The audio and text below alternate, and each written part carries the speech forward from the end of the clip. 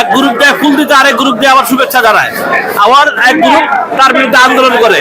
এই ধরনের যদি ইন্ডাস্ট্রিতে হয়, এগুলো হাস্যকর যদি হয়, কিন্তু মানুষ আমাদের হাসে, এটা আমরা লজ্জার পাত্র। তো এই কারণে ইন্ডাস্ট্রি এখন আর ভালো হয় না ইন্ডাস্ট্রি, ঠিক আছে? যার খুশি তা আসুক, তো আমার কি বেটা, ঠিক আছে? যে যেমনি খুশি এমনি করুক, ঠিক আছে? কেউ বলবো আসবে, কেউ জঙ্গলি আসবে, কেউ তারপরে আরো কি কি ছবি আসছে জানি, ওগুলো সবই আসবে।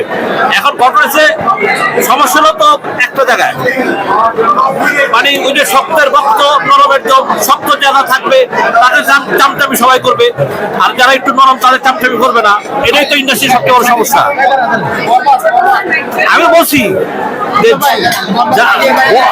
বরবাদ হোক আর সরবাদ হোক, এটা আমার দেওয়ার বিষয় না। আমার দেওয়ার বিষয় হলো ইন্ডাস্ট্রির মানুষ যদি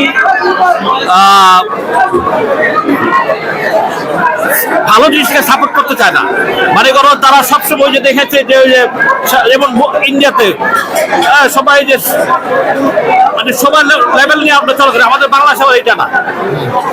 অনেকে বলছে বরবাদ এবার ইতিহাস করবে, অনেক পরিচালকই বলছে, হ্যাঁ অনেক পরিচালকও বলছে যে বরবাদ এই 10 বছরে কোন ছবির ইতিহাস করছে আমি জানি না, আর আমি চামচামি করি না, এই জন্য আমি খারাপ। 10 বছরে কোন ছবির ইতিহাস করে না? 10 বছরে সবচেয়ে খারাপ ছবি গেছে এই 10 বছরে।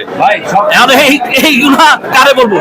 তোমরা আমার কথা বিশ্বাস হলে যারা রিলিজ করে তাদেরকে চাপে দিয়ে জিজ্ঞেস করবা ক্যামেরা ছাড়া, যে ভাই ভাই কয় টাকা লাভ পাইছেন, কয় টাকা পান নাই, তুমি সত্য খবর দিবে। ওই যে শেষ হয়ে যাগা না, শেষ হয়ে যাগা শেষ, ঠিক আছে? এগুলো না, ঘটনা হচ্ছে চলুক, সবার ছবি চলুক, সমস্যা কি আছে? সবারটাই দেখুক। Thank you.